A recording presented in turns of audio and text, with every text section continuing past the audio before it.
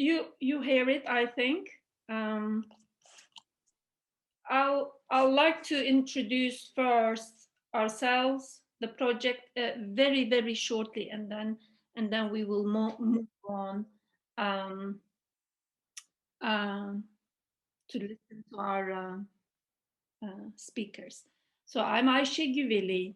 I'm a professor of sociology in the Department of Sociology at Essex, and this I'm specialized on social stratification in general, inequalities, in specific migration, religion, and families.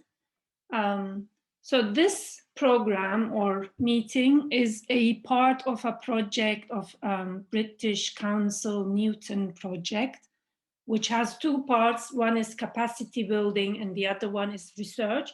And it is called Social and Migration Policies in the UK and in Turkey. And it aims to, let's say, link Essex and the UK expertise to Turkey. So that's why we organized this. I would like to introduce, I am the UK lead person, and we have Mehmet Fatih Aysan. Fatih, would you like to say something shortly about yourself?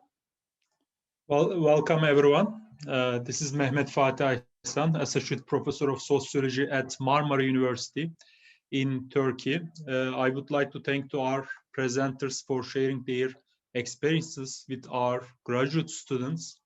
Their talk is very important for our students that many listeners cannot find in any course on this topic.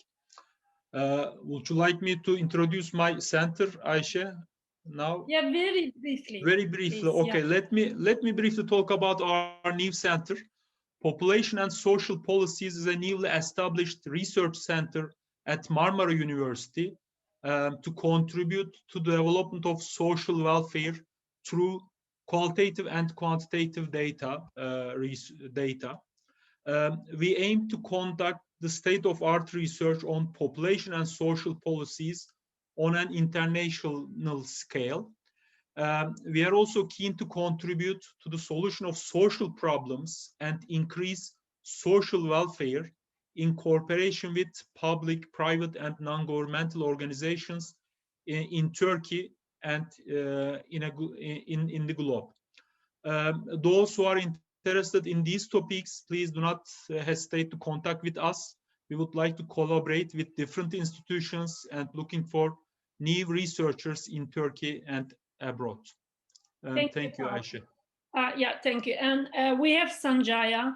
Sanjaya, say hello. Only hello here. Sanjaya is here. And he is the researcher in the project, and he is coordinating all this project. And we have Hesna Dost in Turkey. Hasna Dost. She's also with us. Hello, Hasna. And I would also like to thank İrem Erten, who helped us a lot, is a part of the project. So what I would also like to, because there is so, not only because we did not know that there would be so much interest, but we have another similar one in autumn. So I'm announcing this. I would also like to announce, and shortly we will announce that as well. Next month we have a writing workshop and retreat, like how to write academically and publish. So that's it. And there are some house rules. Shortly, I would like to say that we have 15 minutes for each speaker, and I would like to ask the participants, please ask your questions in the chat, and we will collate them and ask them in the end to the speakers. You can ask general questions, but also to specific speakers, like that was I will not introduce the speakers. I would like to ask them to introduce themselves. We would like to, oh yeah, everybody is muted. So we do not now accept questions. Later on, we would like to maybe open up the floor for questions as well, like unmute yourself, etc., and ask your question. And then you can raise your hand there, where on the bottom there you see reactions. There is a button, you can click on it, raise your hand if you want to ask questions. That's it. I would like to start with Aaron. Introduce yourself and tell us about your experiences, please. Thank you, Aisha. It's so great to be part of this event today. So thank you very much for inviting me and for the people that made it possible. It's also particularly lovely, as Aisha mentioned, this is me kind of virtually coming back to, at least for some of you, the Essex University community, which I did all of my degrees. So I did my undergraduate, master's and PhD in Essex, and all of my family still live in Essex. So we've subsequently moved on. I also, maybe if I, allow me just to be a bit personal for a minute, I actually remember the first academic presentation I ever gave. Aisha was there and asked questions of the presentation that were both kind of rigorous and challenging. And she showed me, I think, really early that you could really help each other move work forward while being collegial and friendly and open. And I really appreciated that as a sort of first, second year DPhil student.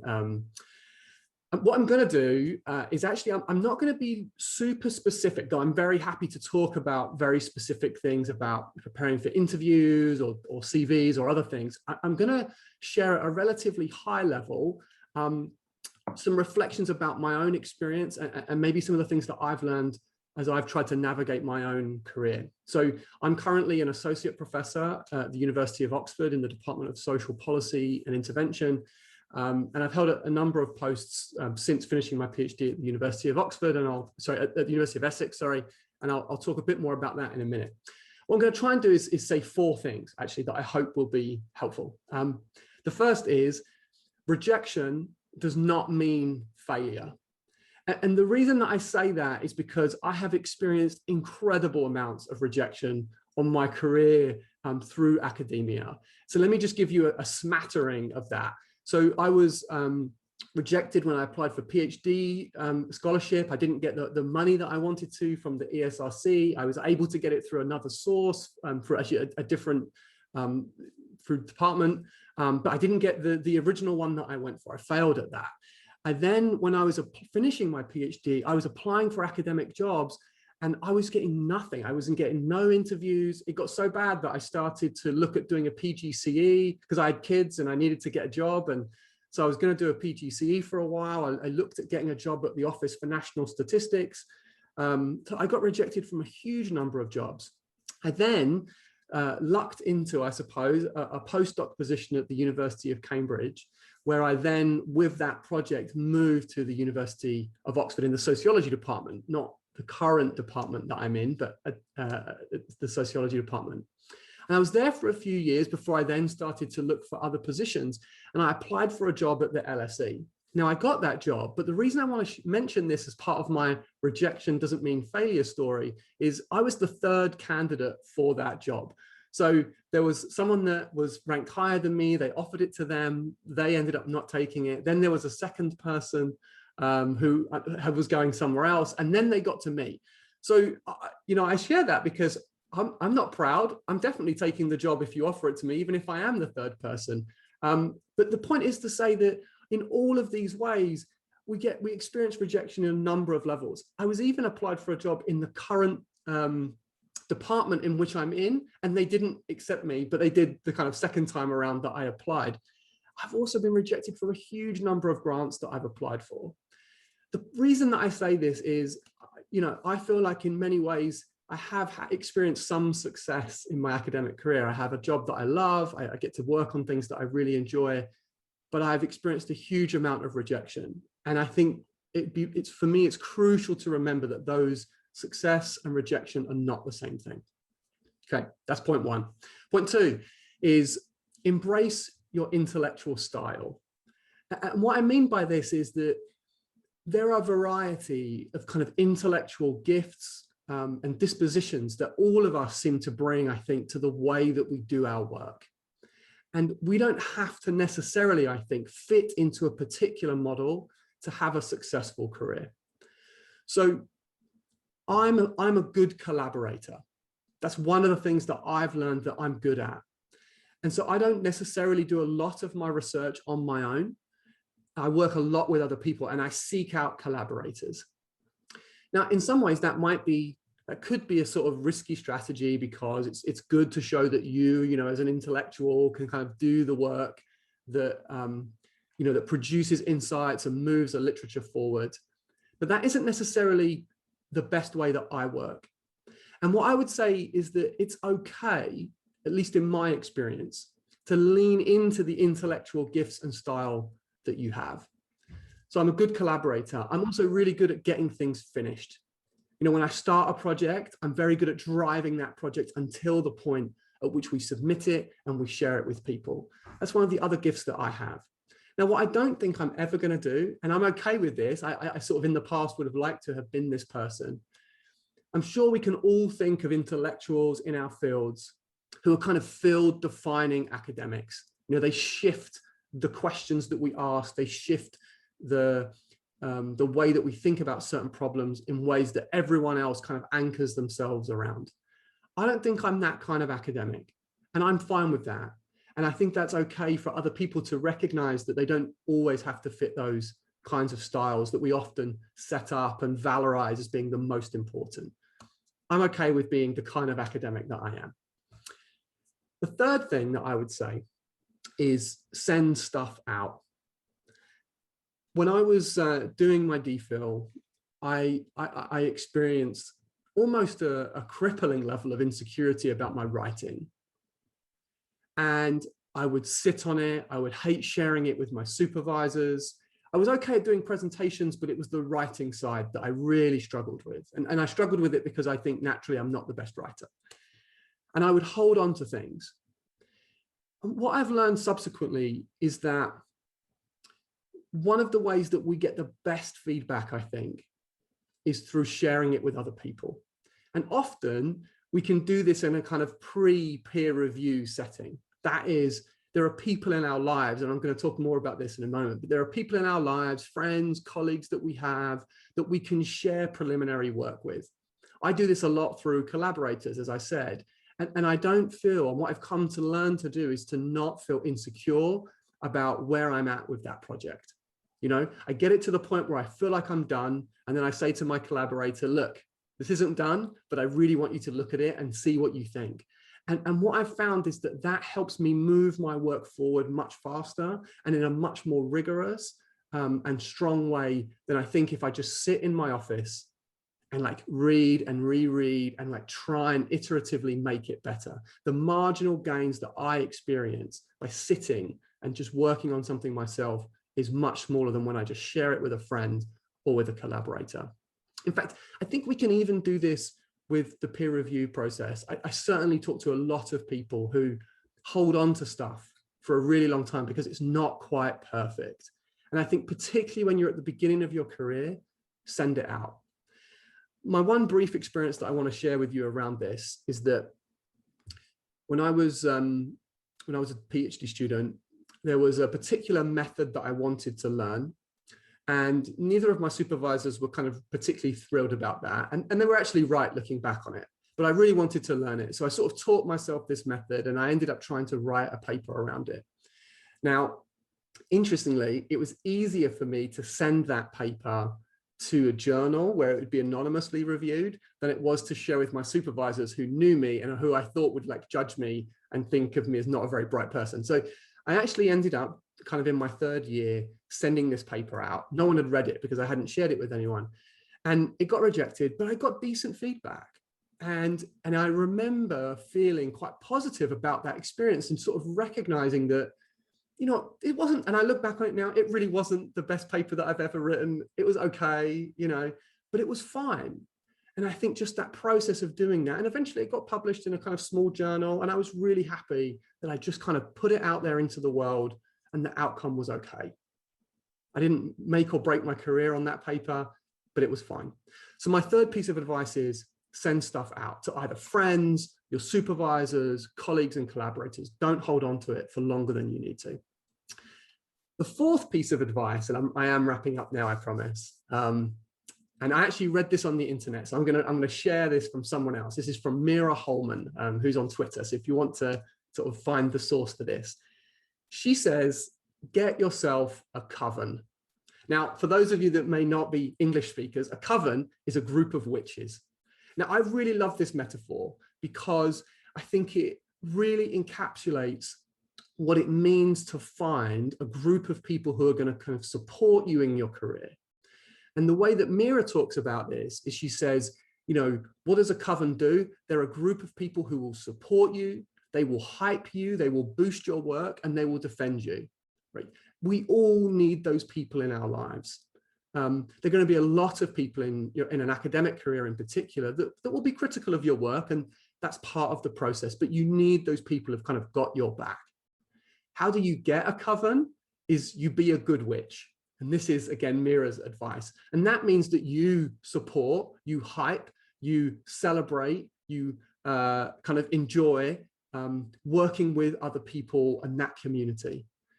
Now, I can say for sure that I lean a lot on, you know, a small group of friends that have been critical to me. You know, when things happen and you need a sounding board to talk with someone about an experience or a problem that you've had, those people have been absolutely critical to me in supporting my career and in helping me navigate certain difficult moments or even periods of uncertainty and insecurity.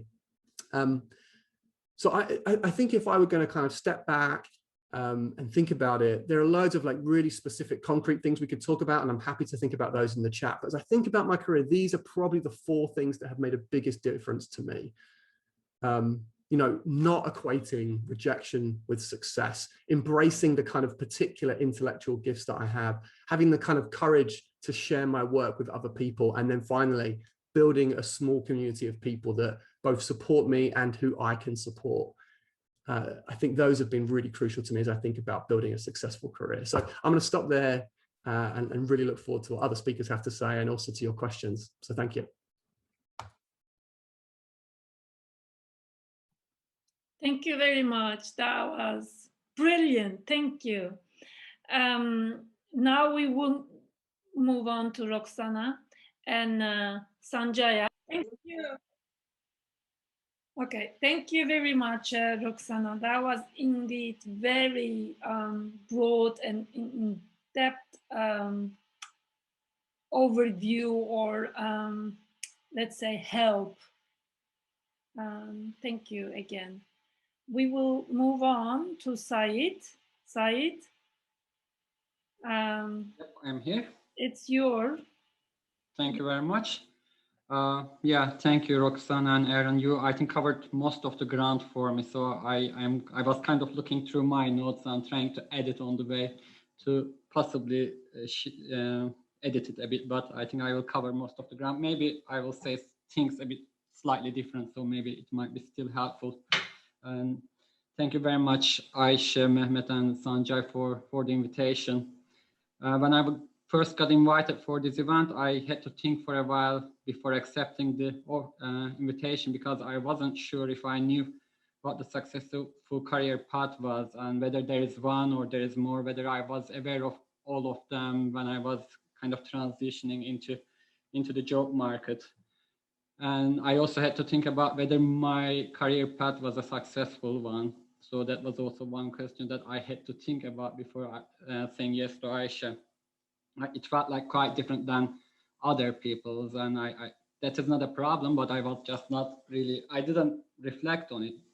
So it was like a kind of thought-provoking thing for me. But I accepted that because I thought if I got the invitation, I must have done something right. So here I am, I will be talking a bit about my career and also what might be a good career path for other people.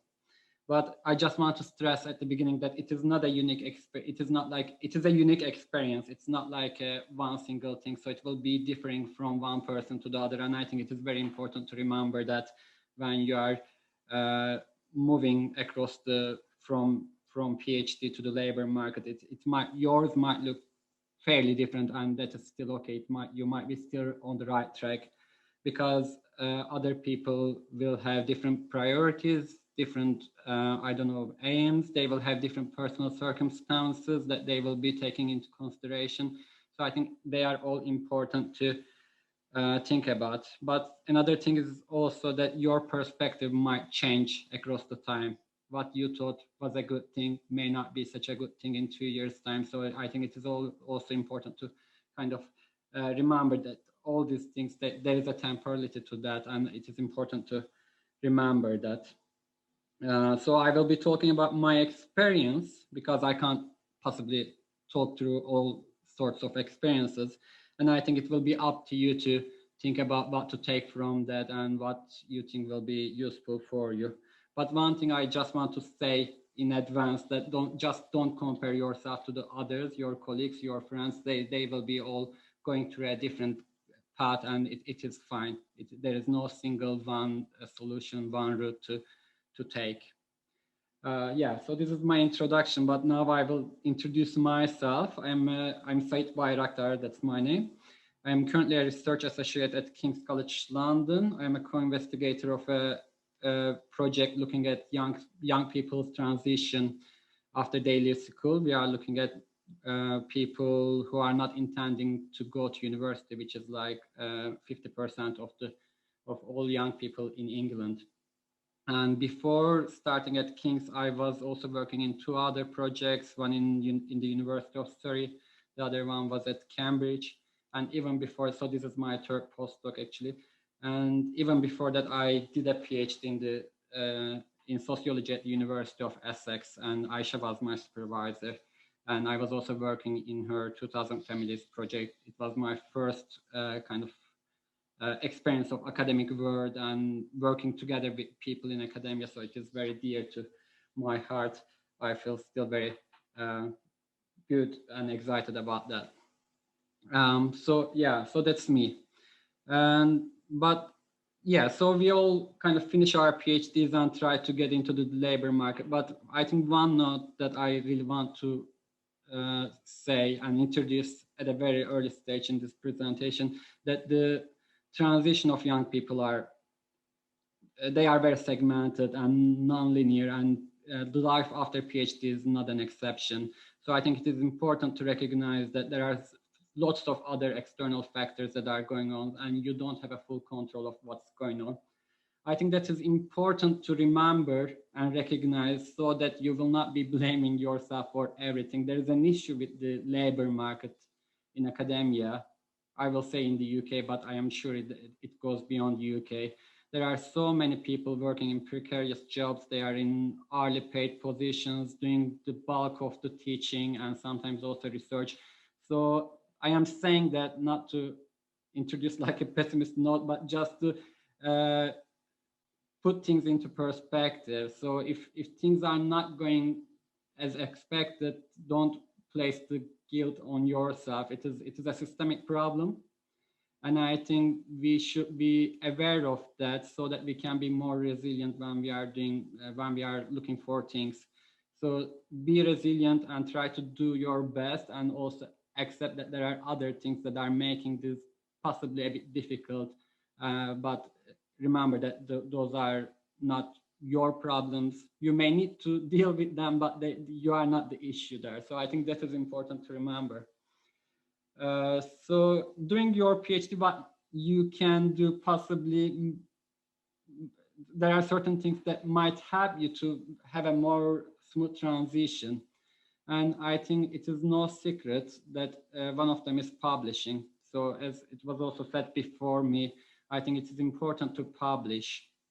That can be a measure of your work, but it can be also a measure of your hard work and discipline and your academic skills. And these are important in the job market. And the any job interview panel will be paying attention to that.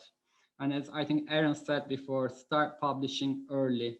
I was also very, very, very anxious at the beginning. I was almost feeling paralyzed. I didn't feel like submitting anything, but if you don't submit anything, you will not get anything published. It's like simple as that. So send it early. Don't send anything unpolished, but also don't try to make it perfect, because it will never be perfect.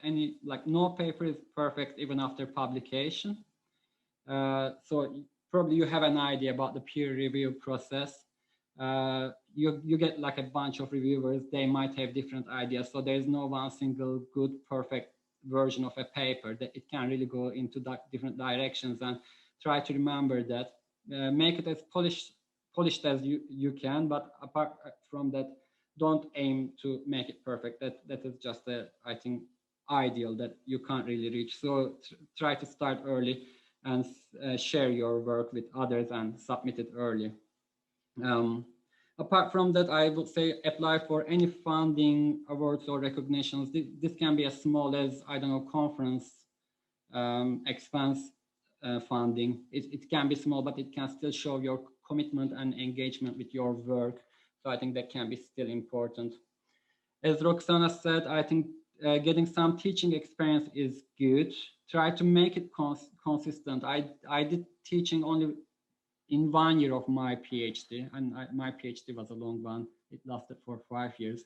So I had the opportunity to do more teaching, but I only did it for a year. I wish I did it more. As Roxana said, I think also it is important to kind of teach in different subjects, because you never know what you will get when you land a job. So be prepared to teach different kinds of things. And I think it also helps to teach, because it really gets better by practice, but also you kind of get updated, you keep yourself updated with the literature. So I think it kind of develops you in lots of ways, and it is important to develop yourself if you don't want to be stuck. And I think teaching for me was also like another tie to my department during the PhD, because PhD can be a very lonely thing. And if you don't do anything in the department, you can feel like you are alone, and you see your supervisor once in a while, but apart from that, you don't have any connection to your department. So I think teaching can work as another kind of tie that you can develop with other people working in your department, and kind of also develop a sense of belonging, so to speak. So I think that is also, I think, an important thing. Where possible, try to get some research experience during the PhD. I mean, PhD is a research experience as itself, but what I mean is working with other people, because I think that those things come usually not only with research skills, but also you get experience about teamwork or research management.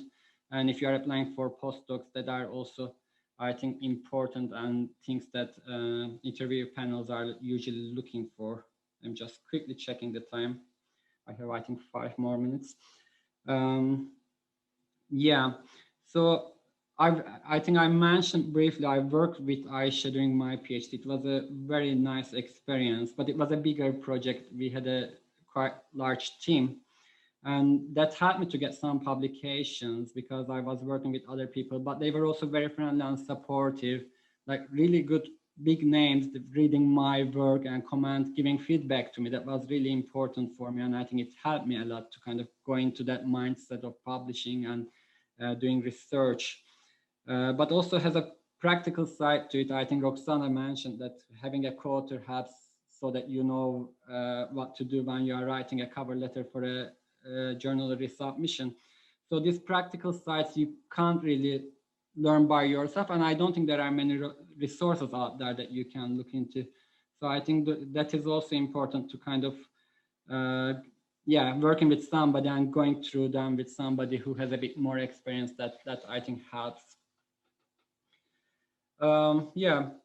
So what you do after your PhD, if you are planning to stay in academia, and I think I will limit my talk to that because I don't have much experience beyond that. I think there are 3 options that you can realistically think of. First of them is obviously lectureship. I think in my experience and like my observations, what I see is that like landing a lectureship just after the PhD is a bit unlikely. It is not unusual, but it is a bit uncommon.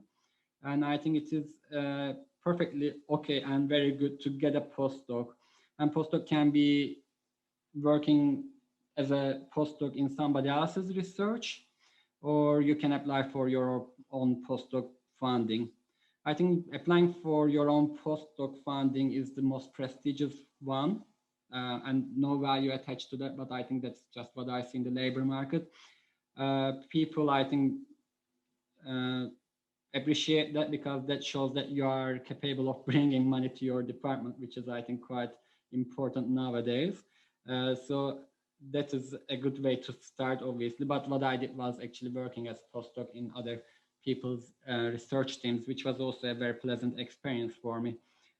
So you should be thinking about all these three options, but you should, I think I would suggest you to start thinking about them early, because if you don't start thinking about early, it might be a bit of a problem when you are close to finishing, because finishing a PhD is a stressful time. You don't have much time for yourself anyway. So thinking about all these things very suddenly, it can stress you out, but also preparing a postdoc application takes a bit of time.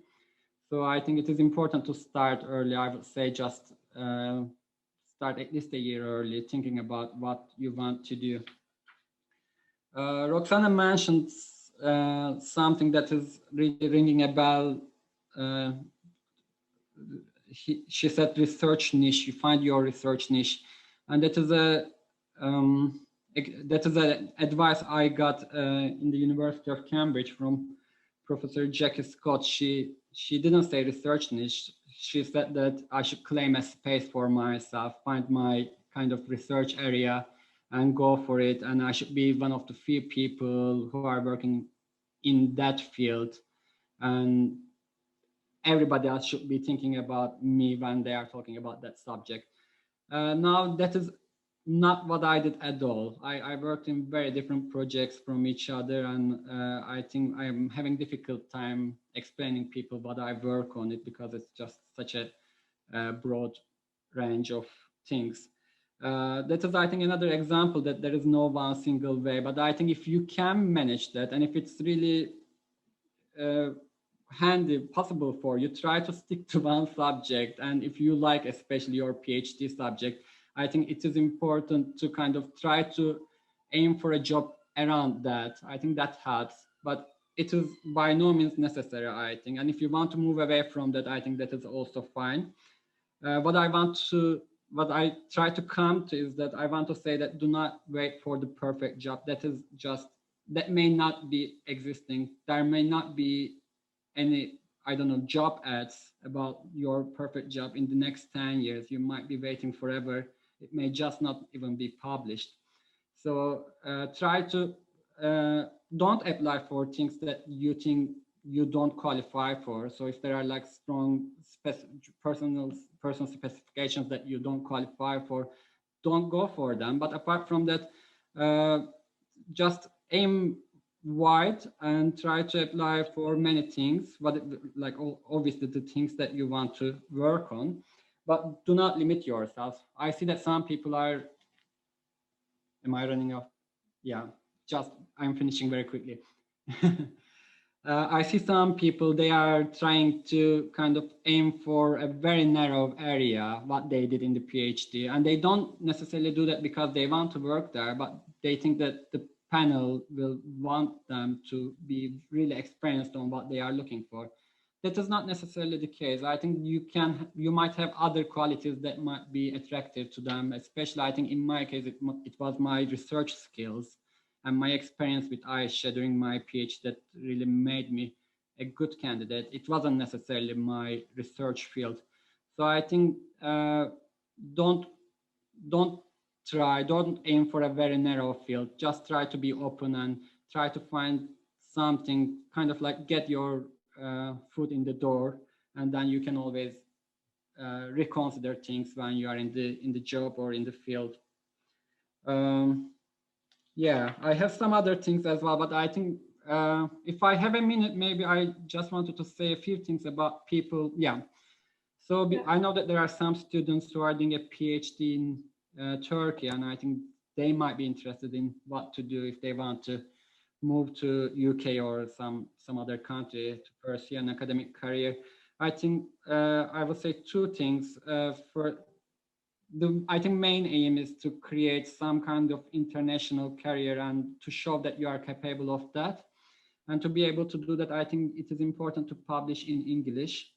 I have mixed feelings saying that because I value publishing in your own language, in the language of the country you are living in, because that's the only way to kind of develop the academic culture and liveliness there. But I think to show that you are capable of doing the job here or somewhere else, it is important to publish in English.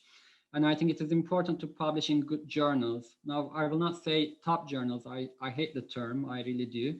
But I think it is important to aim for the journals that have good reputation, the journals that your colleagues, your future colleagues would be publishing in, the journals that people from your field would recognize and value.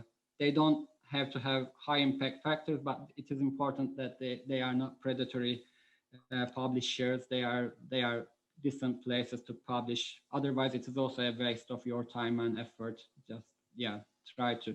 I'm not saying that try to go for the most prestigious one, but try to find a good platform for your research to publish.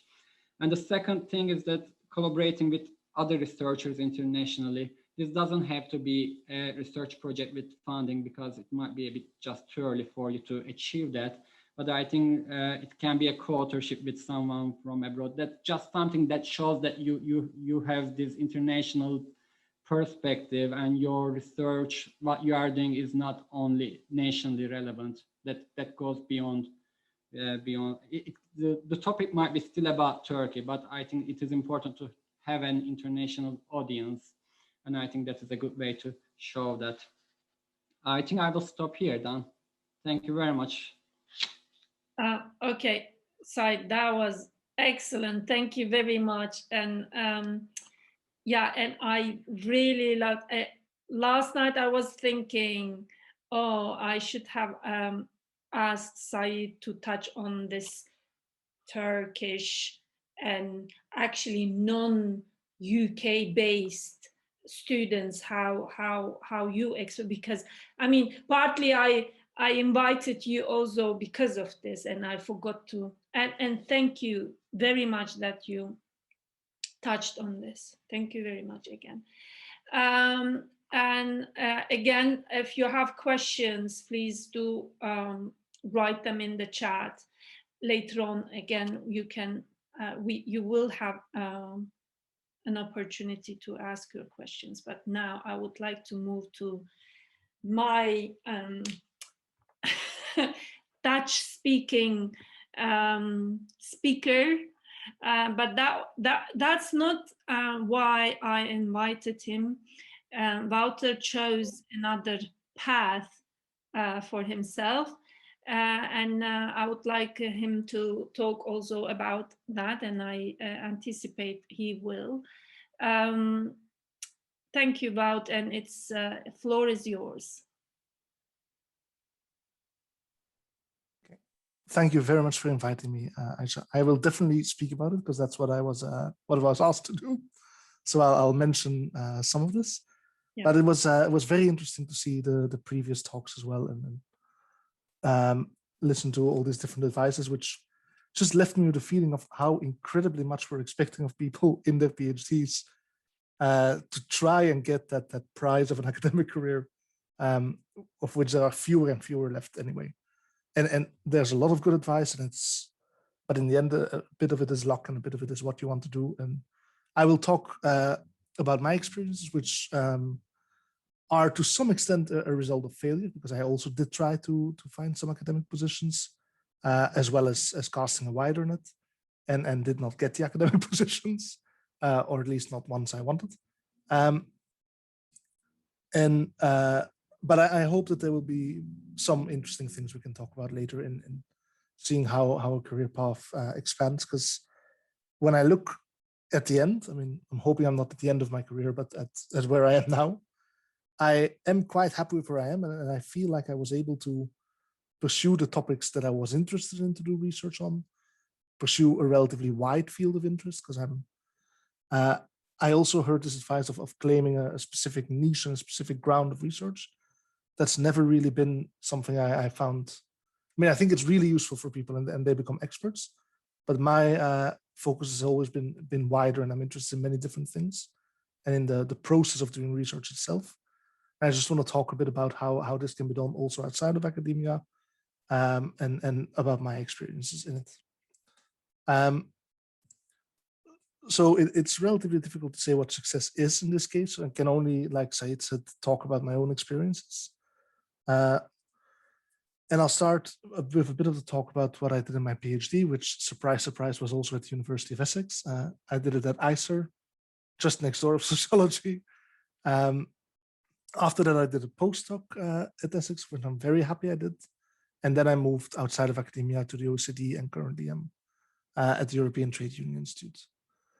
So during my PhD, I mainly looked at labor market inequalities in the early career, and I did this from a sociology perspective and an economics perspective. That was the beauty of ICER, this interdisciplinarity. And that's actually something I found. Again, I can speak of what I found useful, right? This focus on different perspectives, different disciplines has been very useful outside of academia as well, as has been a focus on research methods. In my case, that's mainly quantitative, but I think it's in general just having a wide view of different ways of doing research and being really interested in the process of research that was for me rather than just a specific topic is something I think that also means you can find something wherever you go in the end. So I will talk a little bit about my experiences, how I saw the differences with the academic job market, because I think that might be the most interesting for given where you all are in your careers, and what to look for, what to take note of. Because in my experience, at least, we were talking about the academic market, and Said said there are three main pathways I think you can take. And I think the main thing about the non-academic market is just how incredibly varied it is, and how there's not one structure, and there's much more you have to take into account, as in what opportunities will you have with a specific employer, what chances will you have to still do research if you're interested in that. At some of the places I worked, there was a lot of opportunity, but you did have to make that niche for yourself. And I know from other colleagues that sometimes there's much less opportunity, and it's much less in a strictly comparable way. So it's not as easy to know what you're getting in advance. During my PhD, I can only mimic the advice that it's important to publish when you can.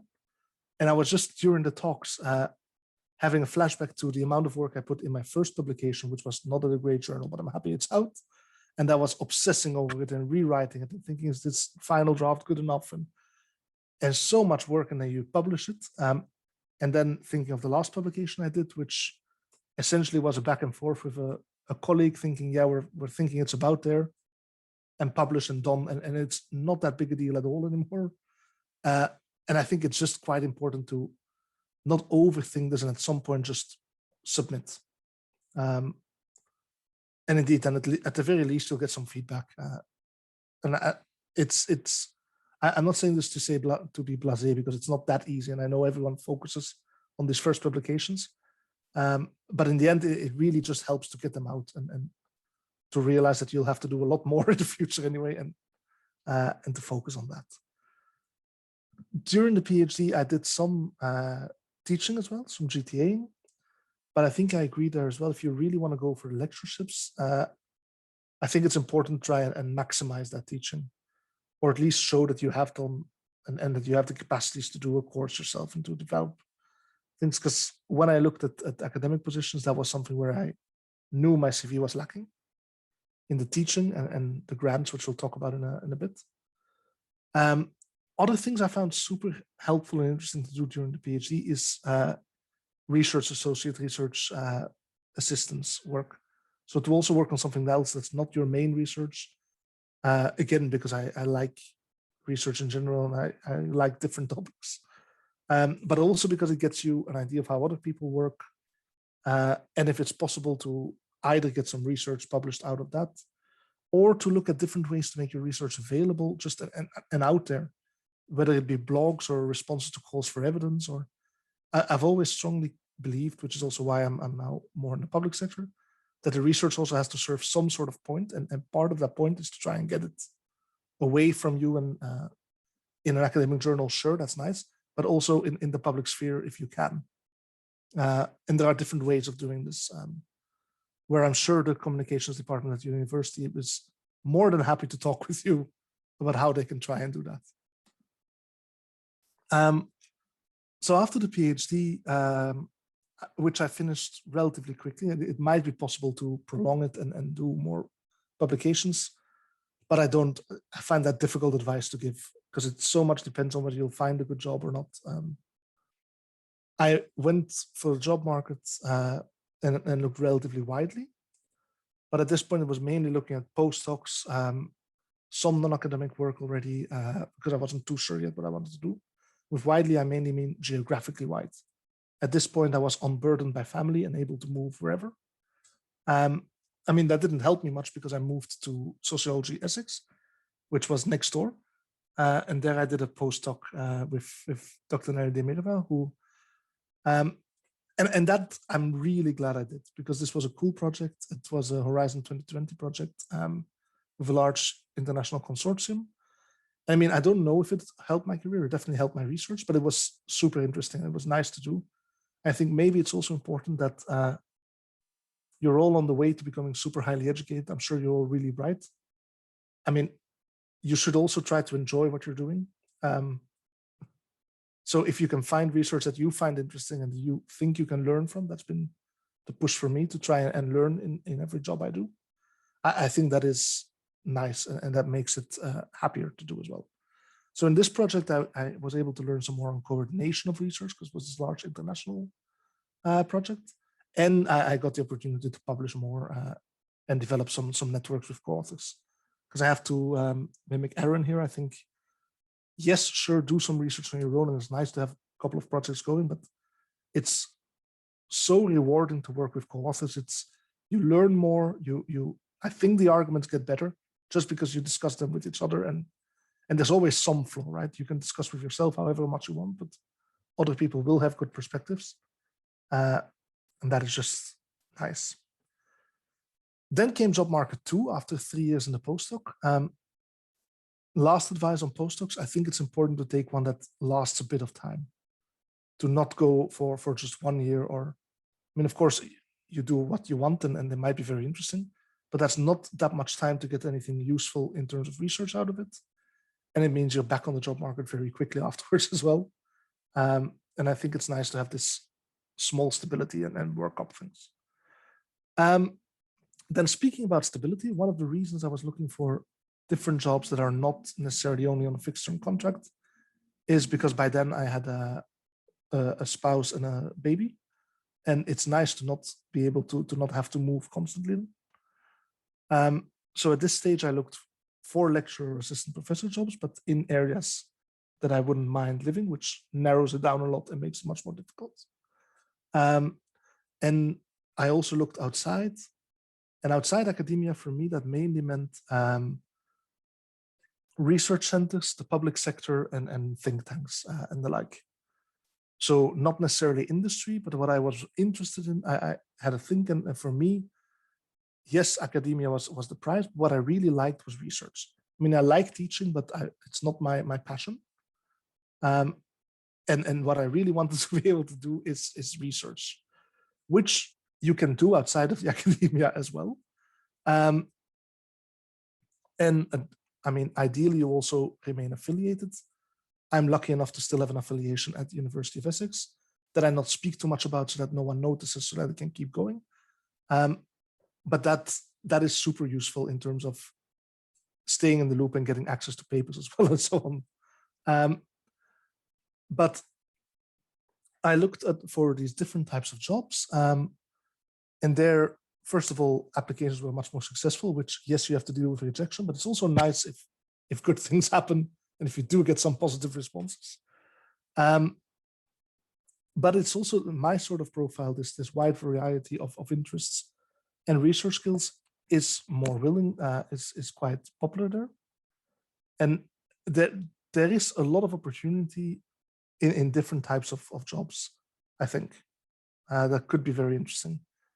And where you can also learn a lot and do interesting work with some purpose. So I will talk about 3 jobs that in the end I was shortlisted or offered for, and then I'll talk a bit more about the OECD and the ETUI job, just to talk about the spectrum of work that I was considering there, because again, it's only my experiences. So first was a research officer at a Brussels think tank, which did work on migration economics, very much in the line of my field of research.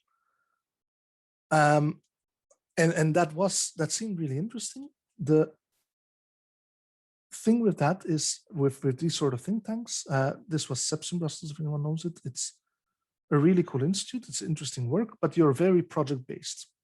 So you'll do research on one particular type of project. When that's over, another project comes in, and your own freedom will be relatively limited until you bring in the projects yourself. So that's one of the first things I wanted to talk about. What to look for is how free will you be to set your agenda? What type of research is it that you're doing? Is there a possibility to do publishable work as well? Or what you have with some public sector work essentially is that a lot will be desk research, desk reviews. So you'll read a lot of papers, you'll summarize them, get policy recommendations from them. And if there's bigger, interesting research, maybe you'll do a cross tab from time to time. But if there's bigger, interesting work, you would have to commission it. That's not something I necessarily wanted. But it's important to consider that research is much more widely defined in non-academic work than it is in the academic market. So job descriptions are not always as clear.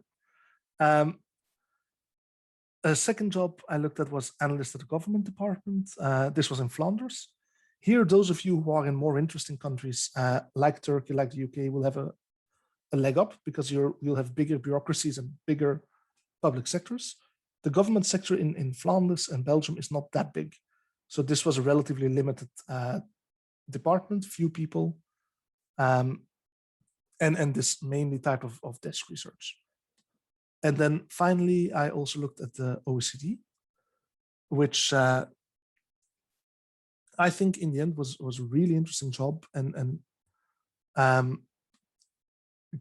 makes for really good experience to do research and have this policy orientation. So I just want to talk a little bit about how these different interviews varied from academia. So in academia, from my experience, the job talk was mainly me presenting my own research or research plans. And then the interview focused on that, on me and my CV and some questions on that. What I found with all of these non-academic jobs is that they mimic an exam much more. So essentially, initially, you'll get some sort of case study or essay question or some sort of test to do prior to the interview. In the OECD, this was very formalized, but for the others, for instance, for the Flemish government job, I got some budget sheets and the question to make up, to discuss the public activation spending of Flanders.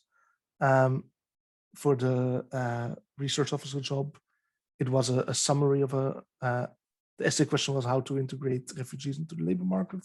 And you get half an hour in a closed room to write something about that. So this sort of test, and then in the interview as well, you'll get part on your CV and part you'll get questions on like scenarios or how certain mechanisms work.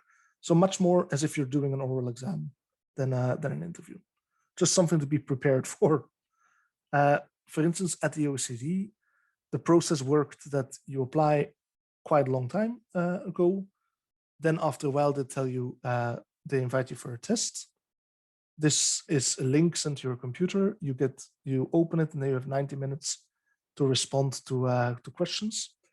In this case, I had to pick 2 questions from 2 lists, one on methodology and econometrics and one on general labor market things. After that, you have the interview, and that's a general interview with a big panel. And then because the OECD has many different teams, you'll have to follow up with interviews of heads of unit. So first of all, they see if you can work at the OECD in general, and then they kind of divide the candidates up among them, each other. in the units. About the work at the OECD is, I mean, you can learn a lot. It's a huge organization with huge resources. It's really interesting work in a wide variety. What I loved about it is the teamwork. So you essentially work with a lot of other people with a similar purpose, and there's a lot of collaboration. As in, you don't know someone, but someone else knows of someone who had a similar problem. You can go there, and there's a lot of collaboration to try and work out problems among each other. In this job and the other jobs I looked at, you really have this big spectrum where on the one hand, you have more applied policy work, writing policy briefs, working with delegates, working on the country desks. On the other hand, you have people doing relatively abstract or obscure research projects. That's what I love, and that's where I was as well. So in a team doing this big international collaboration between people between professors in Japan, Sweden, New Zealand, Canada, to use administrative data for firm inequality. Anyway, really academic-like research, but with a focus on trying to inform OECD policy on it. Yeah, good question about the titles of non-academic positions. I don't know how relevant these titles are. At the OECD, this was junior labor market economist, which is the A1 level, the lower. At the one where I'm now, it's senior researcher. But because there's relatively few junior researchers, I don't know how important this title is. But so at the OECD, it was temporary contracts, but normally after 5 years they get confirmed into permanent. And while that is scary, it's relatively, most people do make that confirmation. I left because my wife found a job. It's the family ties, they ruin everything. My wife found a job in Brussels, so we moved there. And I now have a job with the European Trade Union Institute, which is a research center supporting the Trade Union Confederation.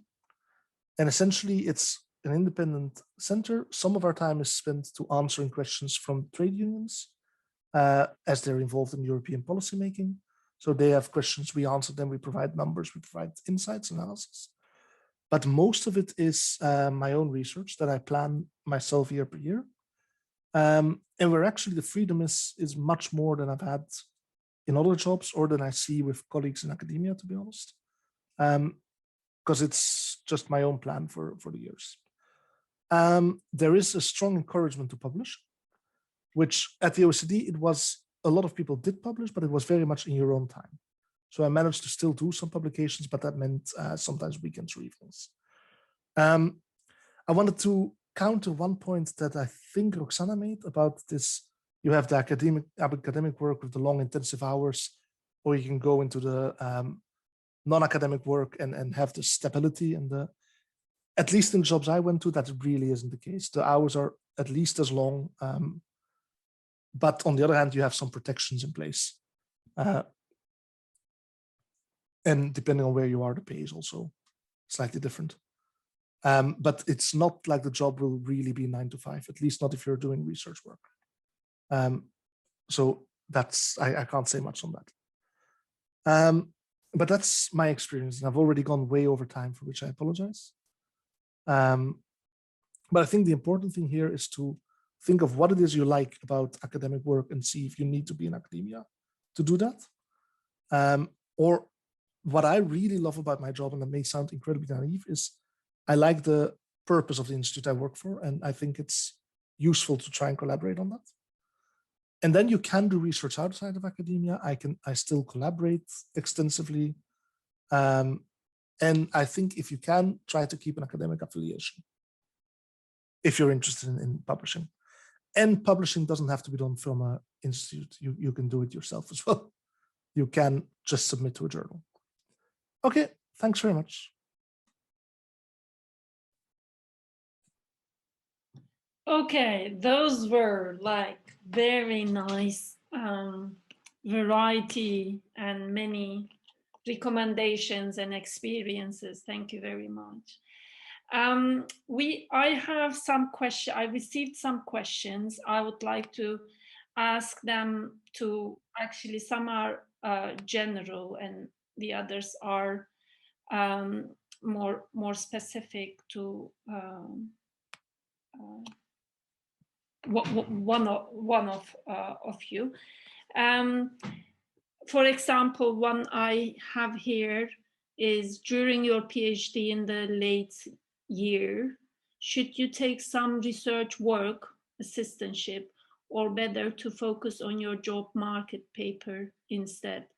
I'm wondering a better strategy to get a job after PhD. I think this is I mean it's already answered this question, but maybe Aaron can, or you all of them can touch on this, but there is one specific for Aaron: how to prepare rejections. I know that Aaron said it is fine, but I want to know how to make sure we are okay not to feel down after rejections, especially because as an international student, we tend to compare to natives. So how do you prepare yourself for rejections for your papers, Aaron? That's a really good question. I'm also going to maybe mention something about the RA as well, actually, and I think this goes back to something that Roxana said, which is that the advice might differ a lot, actually, depending on which discipline that you're coming from. I think if you're in economics, for example, the job market paper is crucial, and so I think focusing on that would probably be a good strategy. Whereas I can imagine in some other social sciences that you know, having some more experience of working with someone or collaborating, and maybe even having a joint paper that comes out of that could be a really useful way of bolstering your CV. So I don't think there's one straightforward answer to that question, actually. Yeah, in terms of the rejection thing, I think perhaps it comes, I mean, I have the luxury, I suppose, of having lots of rejection. And so in one sense, I've got really used to it. And I've realized actually that, you know, sorry, let me take a step back. What I've realized, I think, about all of this is that there's a large random component to all rejection in academia. And the reason is exactly what I think everyone else has been saying, which is that, you know, the people that come out of PhD programs, typically, in my experience, are like universally very clever. They're usually pretty good communicators. They're like great researchers. You're kind of engaged in a low variance setting. And in low variance settings, they end up kind of being slightly more stochastic, slightly more random than areas where there's kind of more variance between candidates.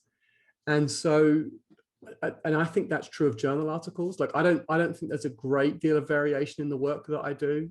I think it's like largely the same. Like, it's, you know, each new thing that I do isn't like hugely better or hugely worse than the thing before. But the experience of things landing is kind of really diverse. Sometimes it really works, sometimes it doesn't. And I think appreciating some of that randomness is like really important, and just sort of accepting that, okay, this happened. There's not a lot I can do to control it. I can take what I can from the experience, but I'm not going to get overly hung up on it. And the other thing I think that really comes back to Vuta's experience is that actually there are lots of ways, and it doesn't have to be within academia, there are lots of ways in which you can be engaged in the research process in a variety of different settings. And I think we can proactively seek those out, because I think actually in lots of ways, they are a better fit for, again, the particular style that you have as an academic or an intellectual. And recognizing that and embracing that, I think, is also really important. Like, being an academic isn't the only way to be involved in this community, more broadly speaking. So I think that's also important. Yeah, that may be not helpful, but those are my reflections. Okay, I think this rejection, accepting the rejection and seeing that rejection is not your failure, or not really something that is missing. And Said very nicely put it. You should not blame yourself for that. I think this is such an important thing. It's, I mean, for example, in my career, in my early years, which was like 15 years back, it was the same. I had so many rejections. I couldn't find a job for 1 year, and I mean, then suddenly you find a job there, a job comes up, and you perfectly fit into that job. But as Said also said, I would say we should also not wait for that specific job, your ideal job, to come to apply for it. Just keep trying and etc. That is for jobs. And for the academic rejection, I would also, like paper rejection, I would also like to ask Roxana, have you had rejections, and how did? Source for me only for the main presentation. I prefer not to. Thank you. Okay, paper rejections. Yes, I had plenty, absolutely. And the most important thing to know is that your research supervisors and the most senior people in your departments are also still getting rejected. Okay, so it is in the highest likelihood they still get rejections. So rejection is a common thing in an academia, and you should use it as an exercise of resilience. When every time you get a rejection, your automatic response should be to come back to that paper in a few days, see what you can improve, and send it to the next journal. So this should be almost like an automatic resilient response. Rejection will be part of your life now, and also in years to come, it will still come back to you. It is just part of academic job, of the academic work. And as I said, use it to exercise your resilience. Have a very routine response to it. You get rejected, wait a few days, read the feedback, improve the paper, send it. That's all.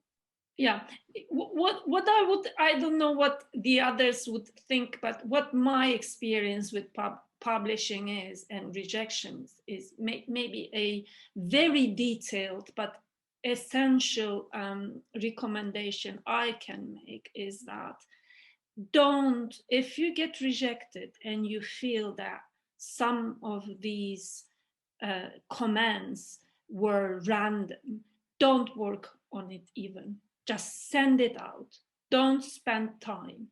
Because indeed, I mean, I have had several papers rejected, and I worked on them intensively, revising that paper and sending it, I mean, according to the comments, and sending it.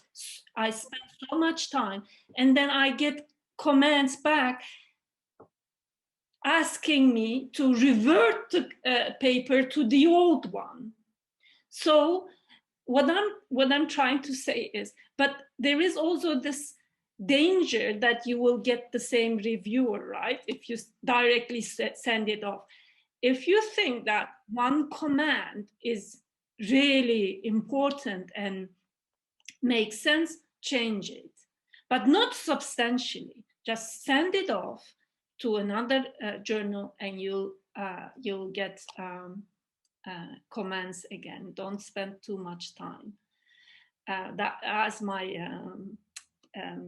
recommendation on that level. Let me see other questions. We have other questions here. Would one be disadvantaged in securing a job, lectureship, postdoc position in the academic market later on if they fail to secure a job right after their PhD? I did not understand. Oh yeah, gap. So if you have a gap, would you think that it will make things, your chances decrease, your chances to get an academic job later on? Like, Wouter, do you think, like, if you want to after a while, would you think that you want to go into academia? Would you think that in-between gap, would that, let's say, damage, disadvantage? Difficult to say. It depends on what you do with the gap, right? What will damage me, and I know this from applying as well, is the lack of funding. For instance, people at the jobs, they have lists of when they're comparing candidates, and some of those things are very much geared to academic profiles, right? PhD supervised, classes taught, funding acquired. So in that sense, yes, the longer you're out of a academic job, the more that will harm you. I don't think that's too damaging.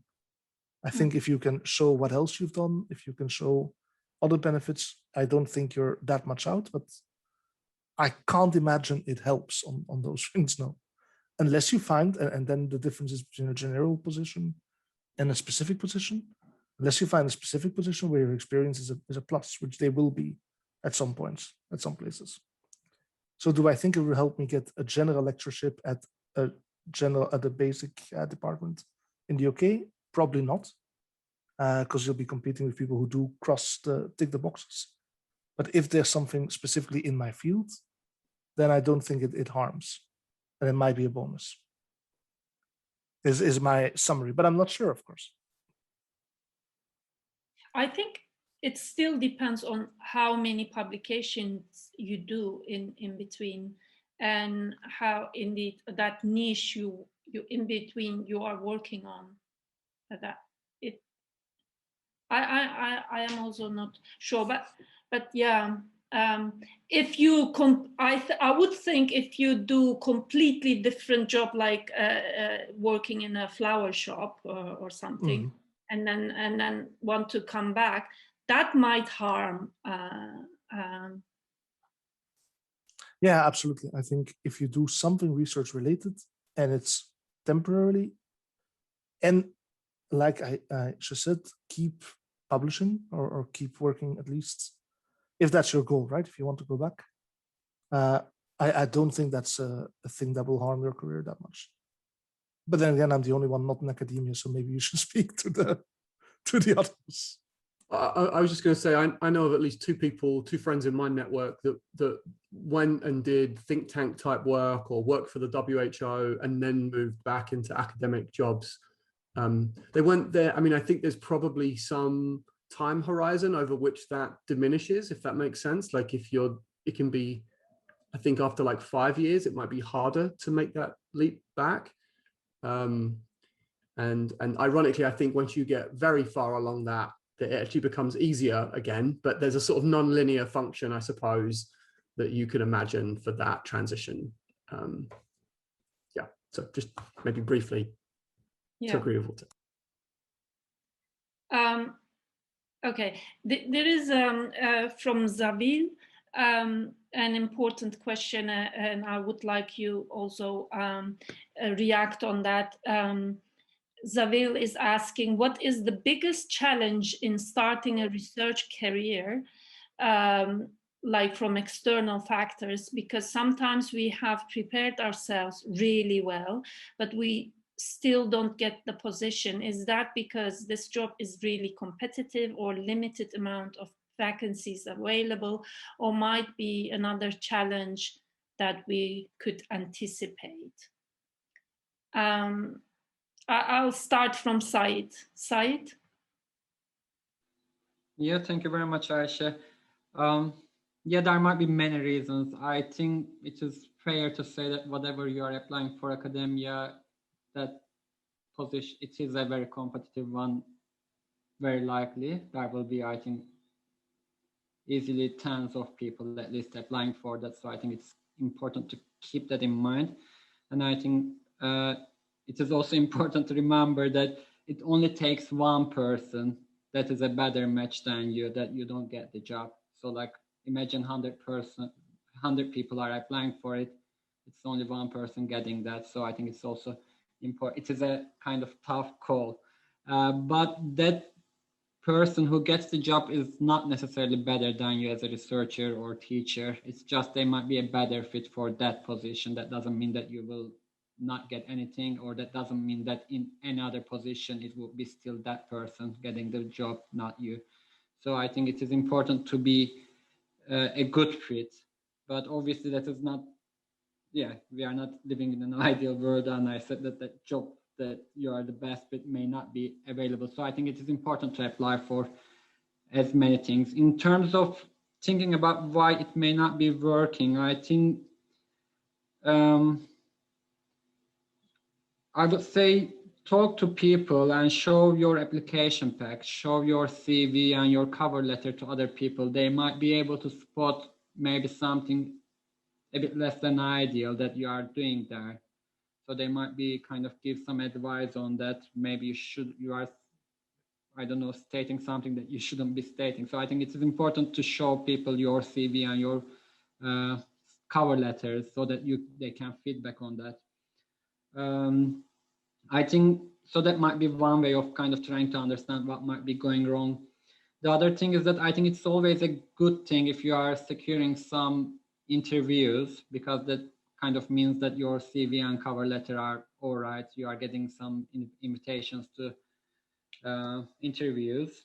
And then if you get that, and if you don't get the job, please do ask for feedback. I think you don't get a feedback if you don't get shortlisted, but very often if you go to an interview, the interview panel is happy to give feedback because they know that it takes time and effort, and you put that in applying for that position. They feel like it is fair to give some feedback. Talk to them and try to understand why you didn't get that. Yeah, so I think that's what I would say. Excellent. Any other speaker wants to react on that? External factors. What other, like other than yourself, factors can play a role there? Which we might think to avoid. I mean, can I maybe just yeah, I've talked too much, but I'll say this quickly. I think exactly, I agree totally with what Said said. I also think what Roxana said earlier is that, you know, there are more PhDs than there are jobs. It's really important to remember. And I think that alongside that, there's also a kind of whole bunch of weird, like, internal things about fit and like what we're looking for when we're hiring. You know, I've been on the other side of this and now a number of times, that it's actually really difficult for people to prepare for. And it's actually kind of, you know, there's not a lot that you can really do sometimes to deal with those issues. But having said that, you know, I do think there are some really basic things that I think people can do more often than they do, at least in my experience, when they apply. And one of those is, you know, when you're writing your cover letter, make sure that you're describing really clearly how you meet the person specification outlined, because, you know, these processes have become rationalized now in a way that, you know, we have to demonstrate to HR and to our division that we're recruiting someone according to the criteria that we've met. So make it easy for us to see, you know, how you meet the criteria. And I'll be honest, you would be surprised the number of applications that we get that don't make it easy for us to make those decisions. And then the second thing I would say is that in terms of interviews, I think, you know, we can guess a lot of the questions that we could be asked in interview. And you know, this is just me because I'm weird, but like I practice my answers to those questions out loud. Like I literally walk around my bedroom and I say, I imagine being asked a question and I go through what my answer would be, because maybe you're all smarter than me, but like off the cuff, I'm not always brilliant, and I need a bit of time to think, okay, if I get this kind of question, how am I going to deal with it? And that's really helped me too. So I think there's a lot of randomness. There's a lot of things you can't control, but those are two things you can. One is like be prepared for the interview, like go through some questions. And the other is like really specify how you meet the person specification.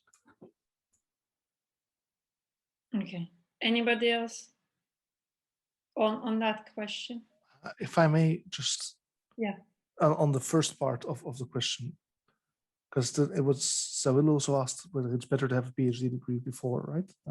Yeah.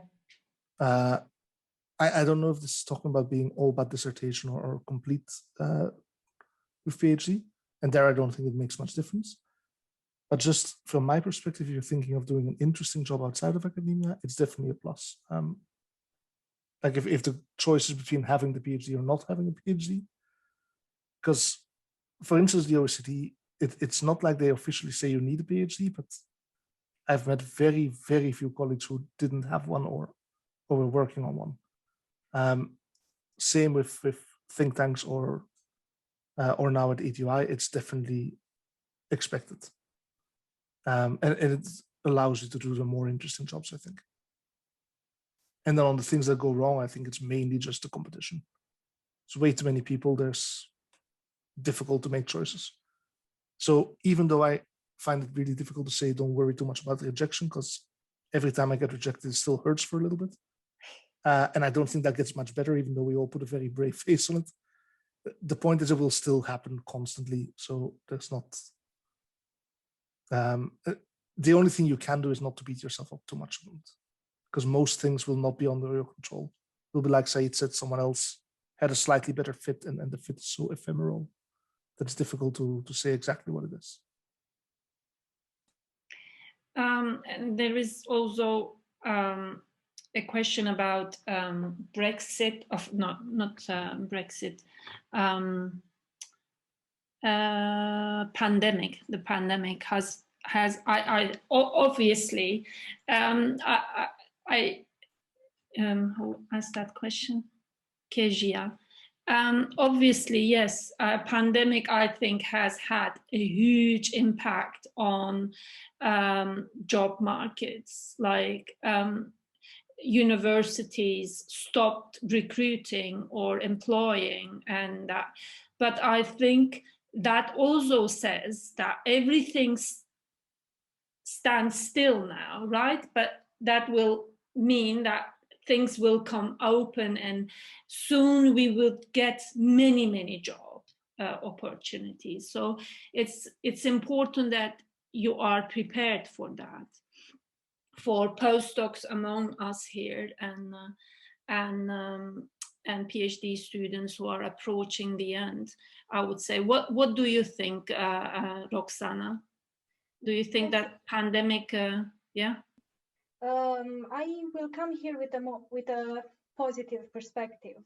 I think that the pandemic will push many universities to adopt a more blended model, which means that people will be able to work from far away. So from this perspective, I think that this will benefit also those who do not live necessarily in the UK.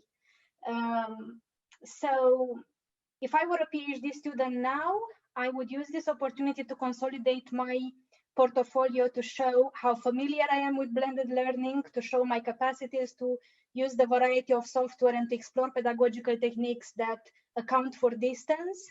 I would be optimistic, because I think this means that you will no longer have to be in a place to teach. So this is an opportunity for the mobile researchers, but you have to be prepared and to show your expertise and your experience with blended learning.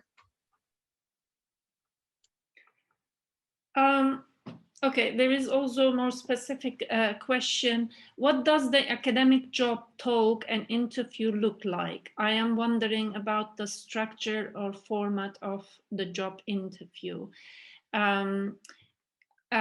I would like you to react on that and answer that question. But I would also like to say, summarize a bit, because we are also approaching the end. What is important? I mean, what comes out is publish. Yeah, so do whatever you can do to publish early. That is really essential in academic jobs and non-academic jobs.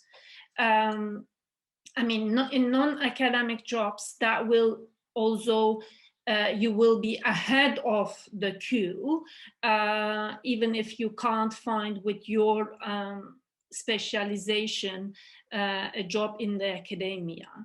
I would say publishing is very important. And I really liked Aaron's four suggestions and recommendations, like collaboration.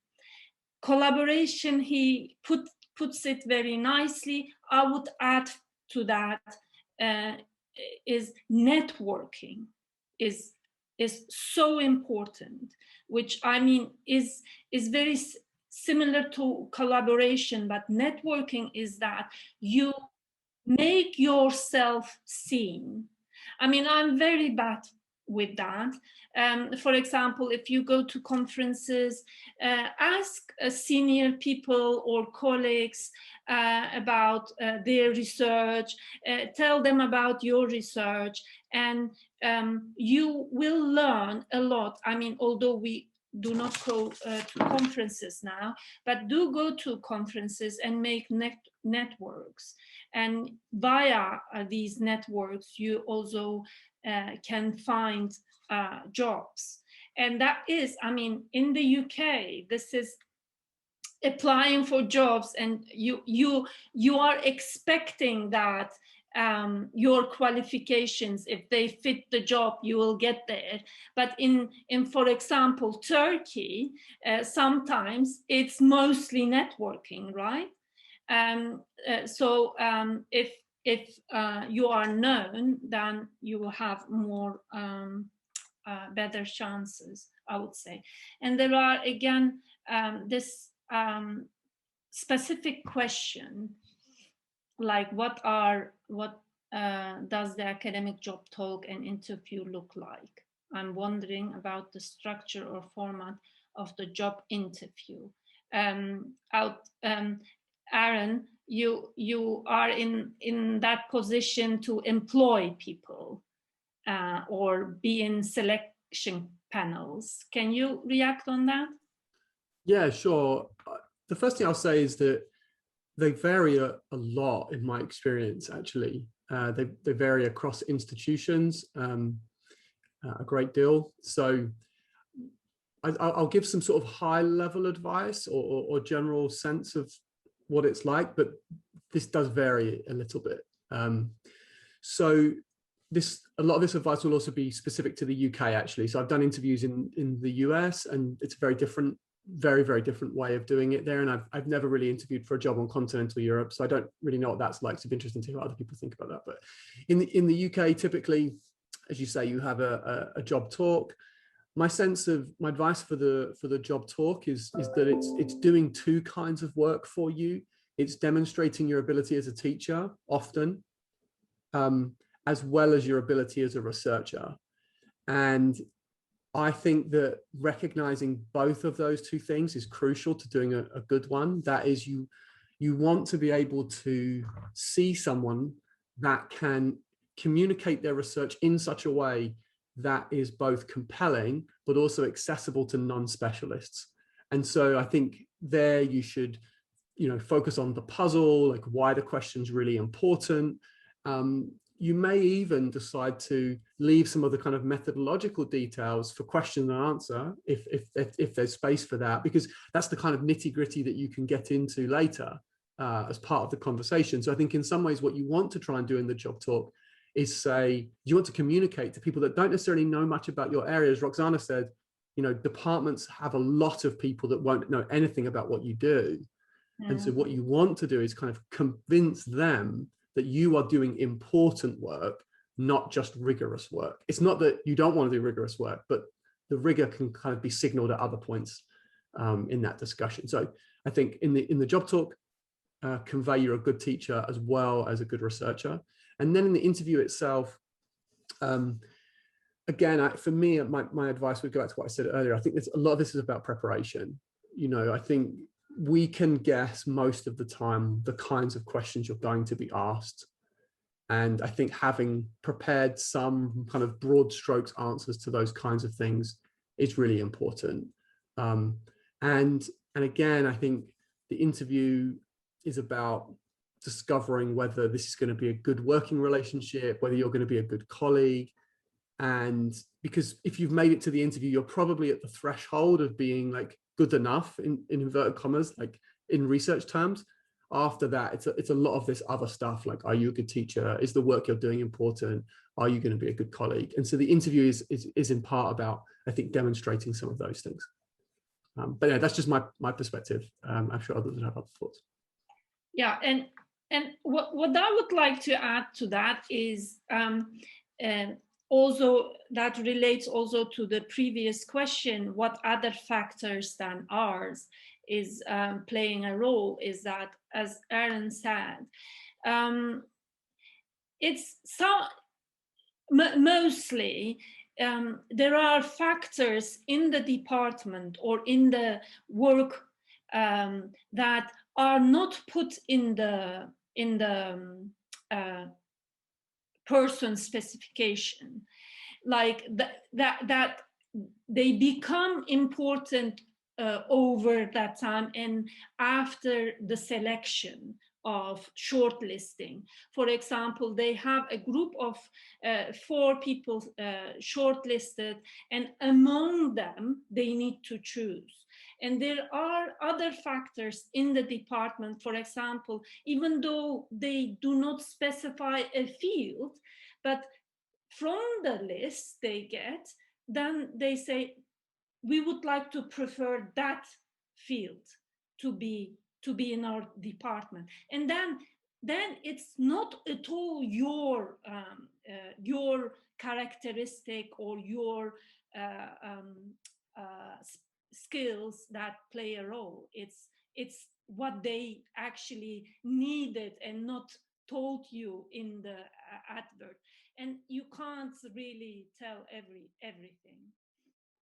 Okay, that's my thing. And let me see whether there are any other that's very helpful.